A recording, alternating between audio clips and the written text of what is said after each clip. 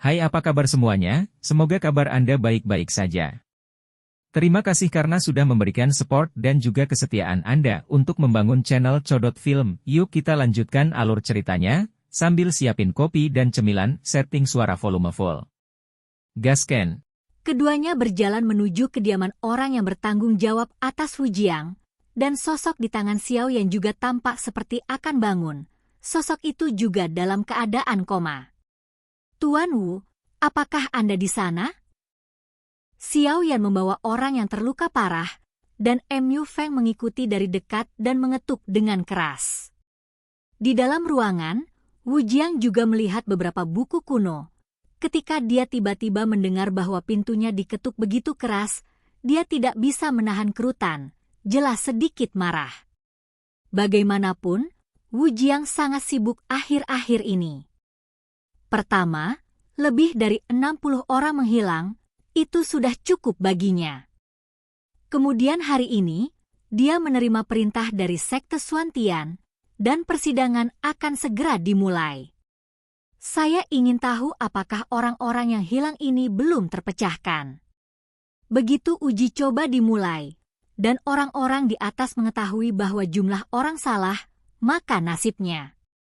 Siapa itu? Wu Jiang juga meletakkan buku itu di tangannya dan pergi untuk membuka pintu. Jiang Yuan? Wu Jiang berseru dengan suara menggelegar saat melihat sosok di tangan Xiao Yan. Paman Wu, ayo masuk dan bicara. Ada banyak orang di sini. Xiao Yan juga berkata. Ketika Paman Wu melihat sosok di tubuh Xiao Yan, pupil matanya mengecil, dan matanya sedikit kusam. Bagus. Cepat masuk. Wu Jiang juga buru-buru berkata, membiarkan Xiao Yan dan Mu Feng masuk dan menjulurkan kepala untuk melihat keluar, lalu membanting pintu hingga tertutup. Apa yang terjadi? Wu Jiang berkata dengan suara yang dalam tepat setelah menutup pintu. Sejujurnya, Paman Shi seperti ini. Kami sedang beristirahat di kamar kami tadi malam, dan kami akan berbaring. Kemudian, ketika mata menjadi gelap, kami muncul di ruang hitam. Xiao Yan juga melihat bahwa Mu Feng sedikit lemah. Dan berkata, bagaimana mungkin? Wu Jiang juga terkejut ketika dia mendengar kata-kata itu. Meskipun ini bukan situs mereka, dan situs itu dipinjam, tempat tinggal para pendatang baru ini juga telah diperiksa olehnya, dan tidak akan ada masalah. Sebelum mereka pindah. Jika itu benar-benar yang dikatakan Ru Xiao Yan, maka masalahnya di sini besar. Xiao Yan, lanjutkan. Wu Jiang juga melanjutkan. Lalu ketika aku akan beristirahat di kamarku tadi malam, aku pergi ke lorong gelap misterius itu segera setelah hari mulai gelap. Ketika saya pertama kali pergi ke lorong itu, saya merasa sedikit lemah dan lemah di tubuh saya, dan saya sepertinya sangat ingin tidur, tetapi untungnya perasaan itu ditekan oleh usaha saya, jadi saya tidak dikalahkan oleh musuh. 11 ZC. Lalu ada beberapa sosok menakutkan dan menakutkan yang mengumpulkan orang-orang kami yang koma, seolah-olah merencanakan sesuatu yang besar. Dan lorong itu membentang ke segala arah, dan ada banyak jalan. Jika kamu tidak hati-hati, kamu akan tersesat. Yang paling penting adalah ada kolam dingin yang tidak mencolok di lorong itu. Kolam dingin itu tampaknya menyegel beberapa makhluk kuat. Mu Feng dan aku juga menyerang, tapi kami dikejutkan oleh makhluk kuat di dalamnya, dan kami lolos dengan keberuntungan. Keluarlah. Xiao Yan juga mengungkapkan semuanya satu persatu. Lagi pula, ini tentang keselamatan ratusan orang, jadi tidak ada ruang untuk ceroboh. Dan pria di atasnya adalah orang yang kami temui dalam perjalanan untuk melarikan diri. Suara Xiao Yan berkata perlahan, tetapi itu menghantam hati Wu Jiang seperti guntur raksasa. Setelah dia selesai berbicara, dia meletakkan orang itu di atasnya, dan Wu Jiang juga bergegas untuk membantunya.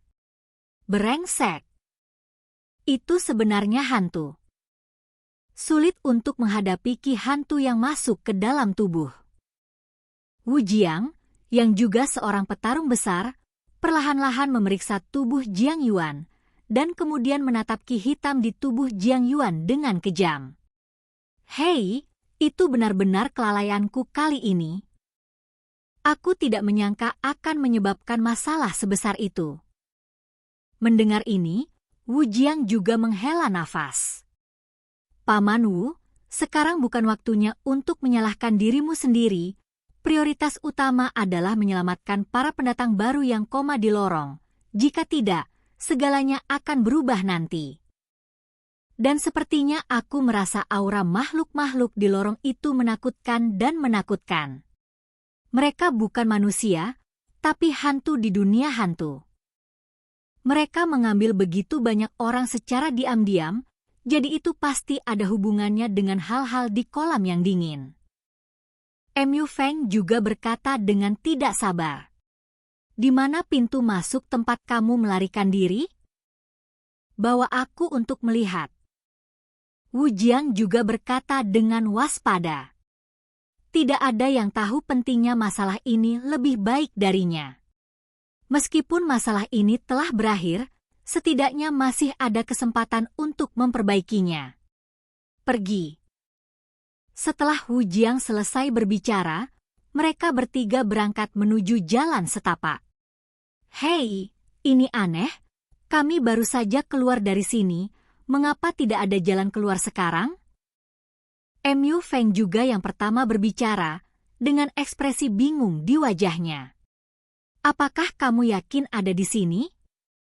Wu Jiang juga bertanya sedikit dengan cemberut. Memang di sini, tapi aku tidak tahu bagaimana pintu keluarnya menghilang. Xiao Yan bergumam pada dirinya sendiri saat ini. Mereka berdua jelas keluar dari sini sebelumnya. Bagaimana mungkin pintu keluarnya menghilang tanpa alasan? Aku akan mencobanya. Setelah Mu Feng selesai berbicara, dia juga membaca formulanya. Qian Kun Wuji, Gosip Yin dan Yang, Mata Dharma, buka. Setelah berbicara, di dahi Mu Feng, di antara matanya, sebuah mata yang menjulang perlahan muncul. Pada saat Mu Feng membaca mantra, Wu Jiang ingin mengatakan sesuatu untuk menghentikannya, tetapi dia mengambilnya kembali ketika dia mengatakannya. Dia juga ingin mencari tahu apa yang sedang terjadi. Adapun hal-hal lain. Seorang anak berusia 10 tahun dengan suara seperti susu juga bermain di jalan ini setiap hari. Kamu di sini lagi. Apa yang sedang kamu lakukan? Ini adalah jalan yang akhirnya kita bangun. Apakah kamu mencoba meledakkannya? Suara susu anak itu juga muncul di telinga beberapa orang. Kemudian anak itu berlari dengan marah, menunjuk jari ke Xiao Yan dan mereka bertiga. Aku sudah memberitahu ibuku sebelumnya untuk tidak meminjam wilayahmu di sini, tetapi ibuku tidak mendengarkan. Kamu lebih baik sekarang.